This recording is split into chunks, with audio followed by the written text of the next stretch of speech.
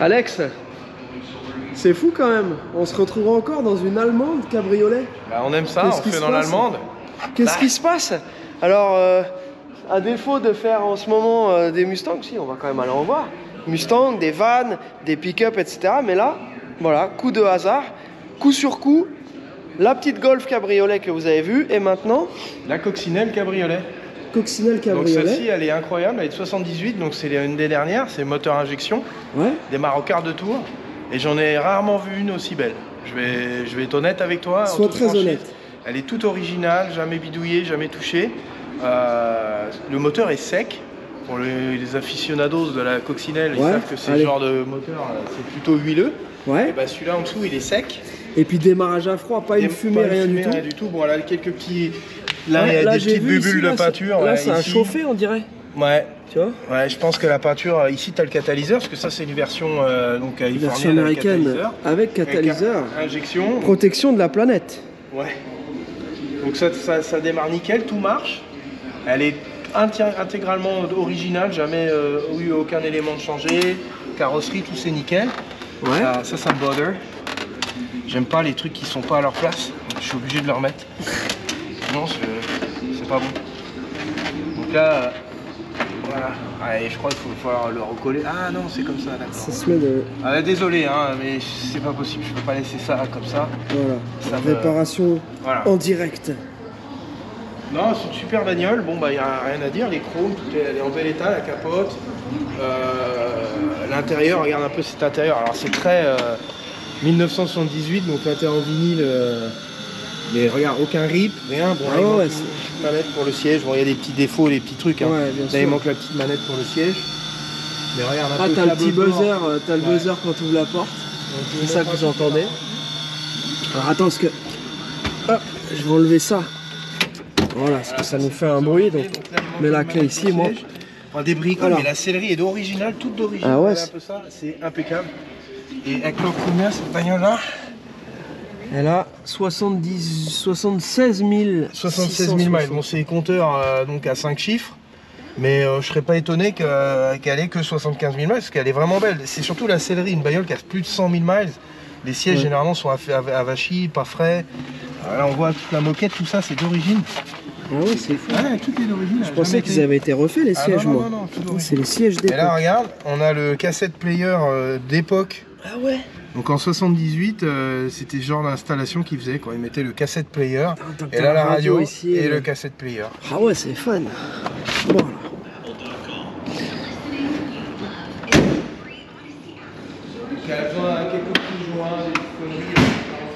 là.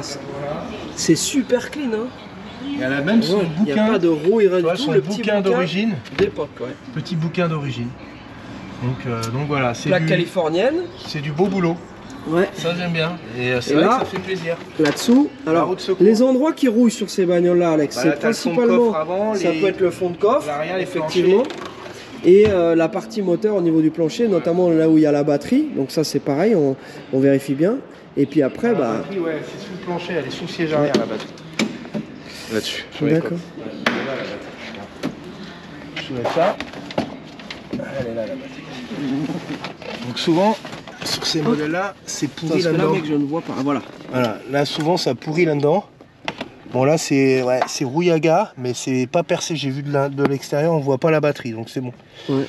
Donc là je pense qu'il faut enlever la batterie, la traiter, mais c'est normal avec la rouille, l'oxydation. Donc c'est marrant ces bagnoles comment c'était fait. Là t'as le numéro de série. Un numéro de série là-dessous, ouais. Ah ouais. Ah, c'est cool. Ouais, c'est des belles petites caisses. Hein. Alors comment est-ce qu'on est chaussé nous? On est très bien chaussé avec des pneus neufs. Les petites jantes avec le hubcap Volkswagen.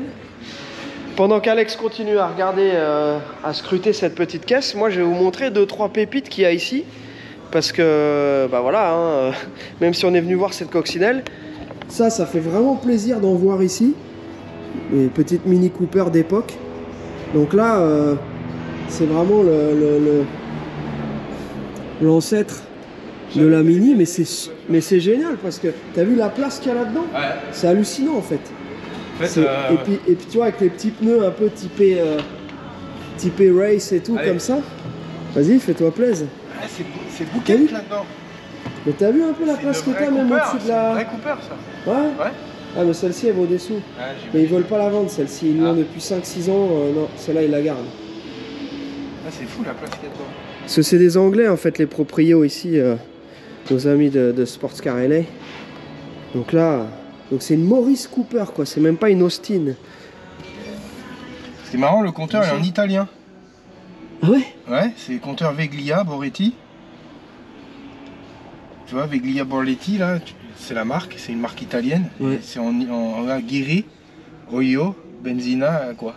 Bah ouais, de toute façon la voiture elle est conduite... Même, elle doit venir d'Italie cette bagnole là, parce que regarde, elle est toute en italien, ah ouais, tout écrit en italien. Donc ça se trouve elle vient d'Italie cette bagnole là. C'est le petit rétro ici. Ah elle est cool hein. Ah, là, j'aime... Ah, c'est vraiment cool, puis ça c'est vraiment fun à... C'est fun à conduire quoi. T'as des sensations sans aller très vite. Voilà, alors après, bien entendu de la Mercedes 560 SL, donc ça c'est vraiment leur spécialité. Donc il y en a un petit peu toutes les couleurs, toutes les années, donc tu as les 560, bien entendu il y a les 500, il y a les 450, les 380, les 280. Donc là on voit les combos, les bleus comme ça sont très rares, par exemple. Donc voilà, il y en a un petit peu pour tous les goûts. Au niveau de couleur de combo, hein, on a par exemple bleu intérieur caramel, ici un peu champagne intérieur bordeaux, bleu métallisé intérieur bleu. Les voitures, celle-ci elle a un peu cuit au soleil. Voilà, et alors après, donc la génération d'après qui commence à entrer en collection. Donc ça commence à être tout à fait importable. Là-bas, et là on fait un petit coucou à notre ami et client François qui nous a acheté une 560 SL, mais qui a acheté aussi cette petite 4L. Et donc là ils sont en train de voir comment ils vont faire pour l'immatriculer en Californie. Parce que c'est pas facile d'immatriculer une voiture qui provient d'ailleurs en Californie. Voilà, alors je voulais vous montrer un autre truc qui est vraiment cool. Donc là une série 6 noire. Ça c'est assez classe aussi. Pas super fan des jantes peintes en noir sur ce modèle là, les jantes Nida Base, ça lui va pas trop. Je pense que c'est une 635 celle-ci. Voilà. Et alors, ici, un exemple de 560 SEC dans un état magnifique. Cette 560 SEC, donc ça partage la mécanique de la 560 SL, en version coupée, donc ça c'est le gros coupé super confortable. Vous voyez l'état des sièges, ça c'est les sièges d'époque, hein, ça n'a même pas été refait. Combien est-ce qu'elle a de miles celle-ci? Elle a 100 000 miles, mais elle est dans un état incroyable, donc 160 000 km. Des voitures qui étaient vraiment conçues pour durer. L'arrière est magnifique, j'adore les sièges arrière. L'état général de la caisse est époustouflant, regardez ça, très très jolie caisse. Ici on a un coupé 280. Ça c'est une caisse qui est pareil. Regardez-moi ça. Regardez l'état de cette voiture et la beauté de cette sellerie. Je résiste pas à l'envie de m'asseoir. Regardez-moi ça. Regardez cette sellerie, la qualité du cuir. Tableau de bord ici avec le bois. Oh, ce pare-brise aussi un peu panoramique comme ça qui revient jusqu'ici. Oh, ah là c'est... Oh, regardez-moi ce volant et tout. Là je suis vraiment...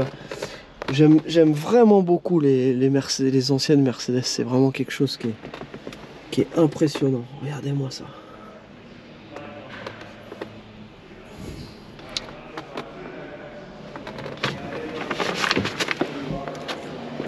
Je vais vous la montrer un peu de l'extérieur. Oh, ça ferme comme une bagnole neuve.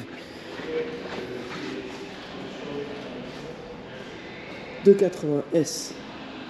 Ça, c'est les années 70.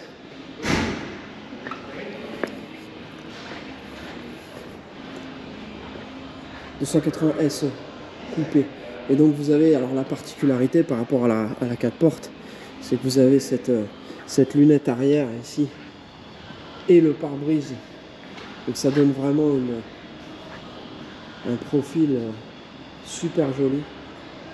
Et alors la perle, le pompon, donc ça vaut à peu près 85 000. Oui, j'écoute.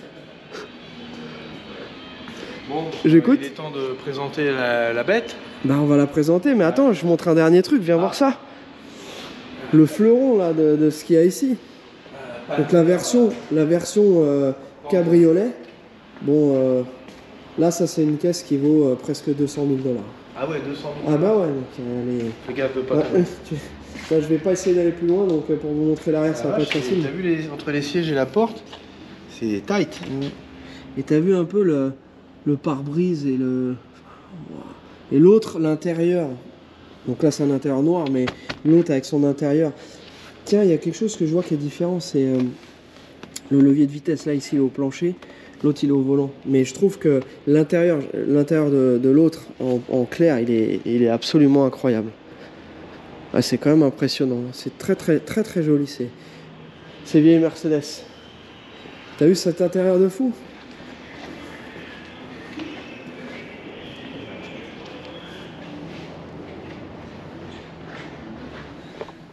Qu'est-ce que t'en penses? Ouais, c'est joli. T'as vu ça un peu? Ouais.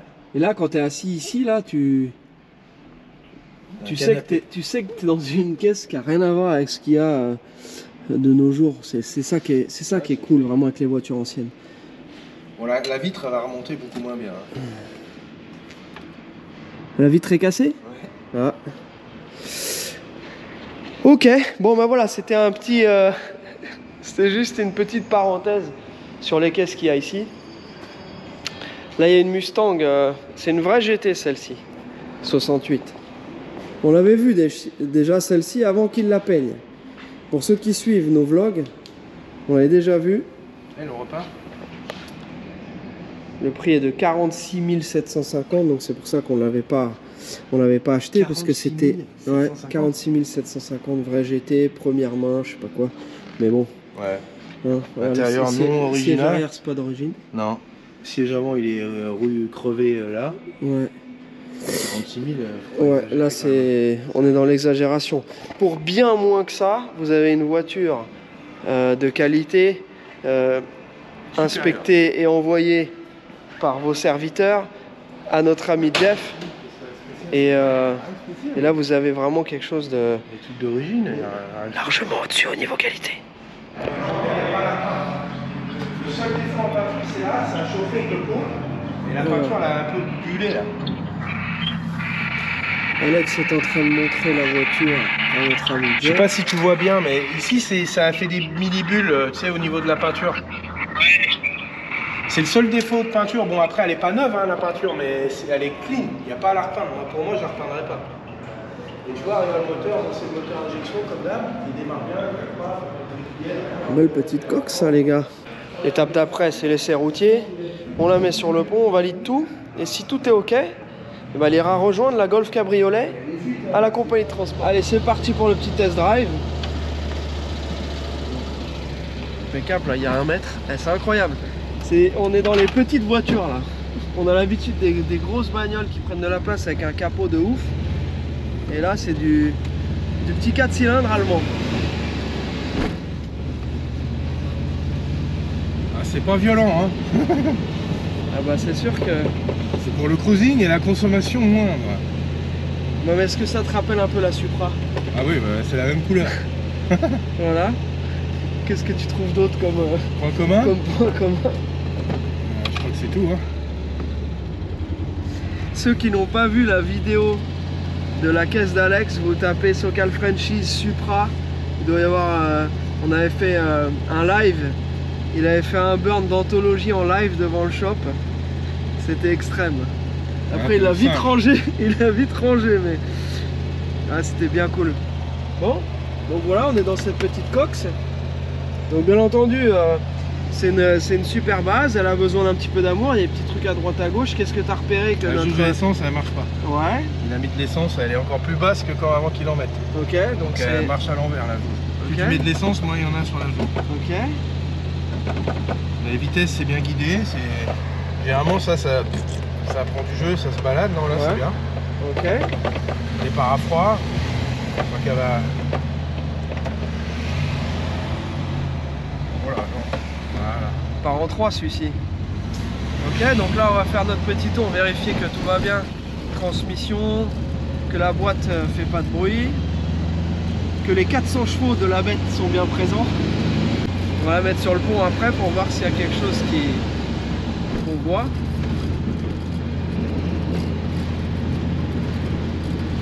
Déjà, il n'y a pas d'arbre de transmission. Non. Puisque là-dessus, tu peux nous expliquer un peu comment c'est. Donc, c'est une boîte qui fait pont, c'est ça? Ouais, la boîte, c'est une boîte avec un pont. Elle est inversée, parce que la boîte, elle est à l'envers. Et c'est un 4 à plat. Voilà. Le moteur en porte-à-faux arrière. 1600 cm3. Donc les dernières versions de Cox Cabriolet en les fait. freins c'est bien. Avec le... Ouais, c'est toute dernière 78, injection électronique. Alors ce qui est fou, c'est que dans certains pays, elle a continué à être fabriquée jusqu'à il n'y a pas longtemps. Jusque dans les années... ouais, après 2010, hein, et juste au Mexique, on pouvait encore acheter des coccinelles neuves. Donc il y a quelques pays comme ça en Amérique du Sud où elles étaient encore fabriquées. Allez, c'est parti pour l'inspection sous la jupe. Alors ce petit test drive là, Alex. Bah ouais, on roule bien, l'embrayage, la boîte, tout ça, ça va, les freins ça va bien. Après c'est pas surpuissant, on va dire. Non, c'est clair. Après pour se balader cabriolet, c'est sympathique. Après il y a une vibration à l'avant, j'ai repéré, et le ralenti qui est vachement haut, alors ça peut être le marque, il déconne. Ok. Le plateau, le marque plateau. Je sais même plus comment on dit en français. Et voilà, comme par magie, on se retrouve sous cette coccinelle. Alors Alex. Bah écoute, c'est pas mal en dessous. Tu regardes la boîte, elle est sèche, il n'y a pas d'huile, même le moteur, bon il y a quelques gouttes. Ouais. Par rapport à l'accoutumée, d'habitude c'est des paniers d'huile percés. Alors pourquoi? Bah parce que c'est la conception du moteur, c'est des trucs avec les... T'as les tiges dans les tubes là, les tubes de tiges de basculeur là, ça fuit toujours là. Le carter, tu sais, il est en deux parties. Donc si le joint au milieu il est pas étanche, bah ça fuit.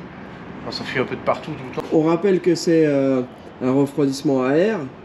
Air-huile, du coup il y a une assez grosse quantité d'huile là-dedans. Et il n'y a pas de liquide de refroidissement forcément. Donc, les supports moteurs ont connu des jours meilleurs, ils sont un peu ratatinman. Ouais, ok. Ils sont écrabouillés là. Ouais. Les cardans, ça a l'air clean. Cardans c'est bien, amortisseur ça a été fait, les freins aussi. Ah. Donc ça c'est déjà des bons points. En dessous elle est correcte, tous les rails de renfort c'est pas rouillé. Le squelette là, l'espèce de truc, le renfort de châssis là. Sur les coques c'est le châssis au milieu. Okay. C'est bien, les planchers ils ont l'air corrects. Ok, bah écoute, les freins avant, pareil, ça a marché bien, donc j'ai vu, ils ont changé les freins avant. Flexible, je sais pas. Cette rotule aussi que je vois là. Une rotule changée. Ah. Une sur deux. Ah non, la deuxième aussi. Non, elle soufflait aussi. Ah, ils ont changé les rotules, ok. Ouais. Ils ont changé les intérieurs. J'aurais quand même... Enfin, on a déjà vu ça, hein, changer une seule rotule, mais quand même. Non, là c'est bon, ils ont fait les deux. Ok. Voilà, bah là il y a la pompe. Pompe à essence qui est là. Ouais, durée de carburant, faudrait y penser. Hein. Ouais. Elles sont craquelurées. Effectivement. Craquelurées. Et voilà cette petite coque là, qui est validée par notre ami Jeff.